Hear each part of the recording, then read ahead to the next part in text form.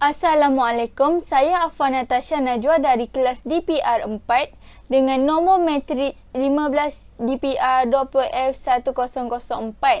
Saya akan menyampaikan presentation bagi topik faktor-faktor yang mempengaruhi keputusan harga. Saya memilih kompetitif analisis bagi faktor yang mempengaruhi keputusan harga. Okey, yang pertama sekali saya akan menerangkan definisi bagi analisis persaingan. Okey, analisis persaingan ialah strategi yang melibatkan penyelidikan oleh syarikat yang bertujuan untuk mendapatkan maklumat mengenai pesaing utama mereka supaya mereka dapat maklumat tentang harga, jualan dan teknik pemasaran bagi pesaing mereka. Seterusnya, analisis ini digunakan untuk memastikan syarikat dapat menetapkan harga tawaran yang selaras dengan pesaing dan untuk memastikan syarikat mereka mampu memaksimumkan hasil atau keuntungan dengan lebih baik berbanding pesaing. Sebagai contoh, apabila syarikat mendapatkan maklumat setelah membuat analisis persaingan bahawa harga produk pesaing mereka agak tinggi, jadi syarikat boleh mengambil tindakan untuk menetapkan harga produk yang lebih rendah supaya dapat meraih lebih banyak pelanggan. Okey, untuk slide seterusnya, saya akan menerangkan objektif bagi analisis persaingan. Objektif analisis persaingan ini terbahagi kepada 3, iaitu yang pertama adalah untuk mengetahui kelebihan daripada perbezaan dengan pesaing. Apabila sesebuah syarikat melakukan analisis persaingan, mereka akan dapat melihat objektif syarikat mereka dengan lebih jelas. Hal ini kerana selepas melakukan analisis persaingan, syarikat akan dapat mengetahui kelebihan dan kekurangan pesaing mereka. Jadi mereka boleh menggunakan kelemahan pesaing mereka sebagai peluang untuk syarikat mengalahkan pesaing dalam pasaran perniagaan. Contohnya, kelemahan pesaing adalah harga yang mereka tawarkan terlalu tinggi dan tidak bersesuaian dengan kualiti produk. Jadi kita boleh gunakan kelemahan ini untuk menetapkan harga yang lebih rendah dan menawarkan kualiti produk yang lebih bagus daripada pesaing. Seterusnya adalah untuk memahami strategi pesaing. Apabila syarikat melakukan analisis persaingan, semestinya mereka akan dapat mengetahui dan memahami strategi atau maklumat penting tentang pesaing tersebut. Contohnya, syarikat dapat mengetahui kemampuan pekerja pesaing, pergerakan masa lalu pesaing, sasaran pelanggan pesaing dan sebagainya. Jadi, syarikat boleh meramalkan strategi atau langkah yang akan diambil oleh pesaing pada masa akan datang. Dan apabila syarikat mampu meramalkan strategi pesaing, maka mereka akan dapat mengalahkan pesaing tersebut. Objektif terakhir ialah untuk pemilihan strategi. Syarikat melakukan analisis persaingan juga untuk membantu mereka memilih strategi yang betul untuk bergerak lebih maju daripada pesaing lain.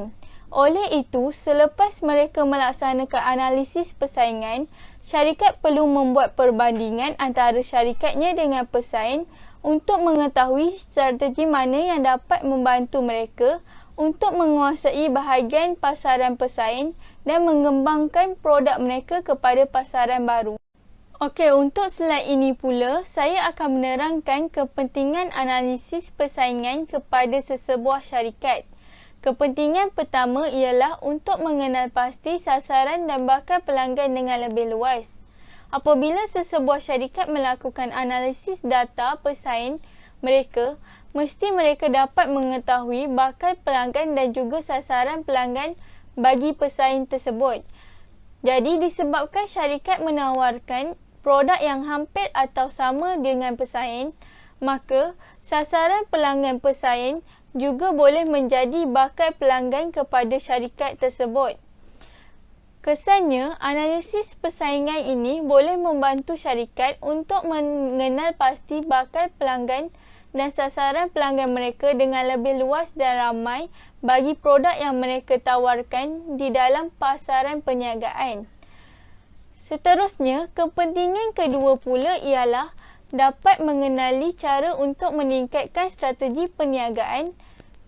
Selepas melakukan analisis persaingan, syarikat dapat mengetahui strategi yang boleh mereka gunakan dan kelebihan yang pesaing dapat daripada strategi tersebut. Oleh itu, syarikat boleh menggunakan strategi yang pesaing gunakan atau menambah baik strategi yang mereka gunakan berdasarkan strategi yang dilaksanakan oleh pesaing supaya dapat mengenal pasti strategi yang tepat dan lebih berkesan untuk meningkatkan hasil keuntungan dan jualan syarikat mereka. Selain itu, kepentingan analisis persaingan dapat memberitahu sesebuah syarikat cara untuk mengekalkan perhatian pelanggan kepada perniagaan mereka.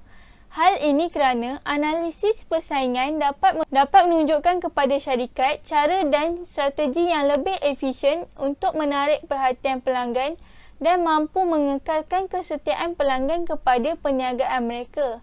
Sebagai contoh, syarikat boleh melakukan promosi potongan harga pada setiap bulan atau menawarkan diskaun harga kepada pelanggan setia mereka.